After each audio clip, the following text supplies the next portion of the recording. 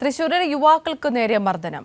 പെരിഞ്ഞനം സ്വദേശികളായ അശ്വിൻ, ജിതിൻ എന്നിവർക്കാണ് മർദ്ദനമേറ്റത്.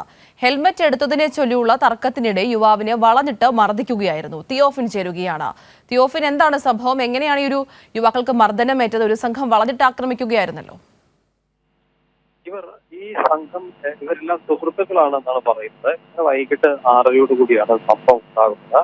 കൈപ്പമംഗലത്ത് മുതുപിടികയിൽ വെച്ചാണ്. ഒരാളുടെ ഹെൽമറ്റ് എടുത്തു എന്ന പേരിലാണ് തുടങ്ങിയ തർക്കം ഒടുവിൽ കയ്യാങ്കളിയിലേക്ക് എത്തുകയായിരുന്നു.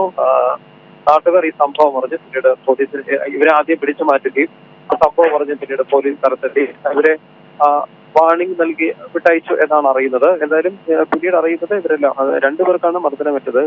പരിചന സ്വദേശികളായ അശ്വിൻ, ജിതിൻ എന്നിവർക്കാണ്. ഇവരും മറ്റേ മർദ്ദിച്ചവരും എല്ലാം കൂട്ടുകാരാണെന്നാണ് പറയുന്നത്. എന്തായാലും സംഭവത്തിന്റെ ദൃശ്യങ്ങൾ പുറത്തു വന്നതോടുകൂടി വലിയ വിഷയമായിട്ടുണ്ട്.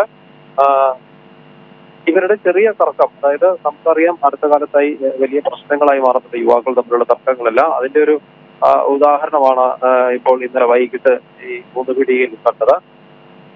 ഇതിൽ രണ്ടുപേർ തമ്മിൽ ആദ്യം തർക്കമുണ്ടാവുകയും കുഴപ്പമുണ്ടാകുന്നവർ പിന്നെ ഇതിൽ കൂട്ടത്തോടെ ഒരാളെ ആക്രമിക്കുകയുമാണ് ചെയ്തത്. കൂടുതലായി മർദ്ദനമേറ്റത് രണ്ടുപേർക്കാണ്. അശ്വിൻ, ജിതിൻ എന്ന രണ്ടുപേർക്കാണ്.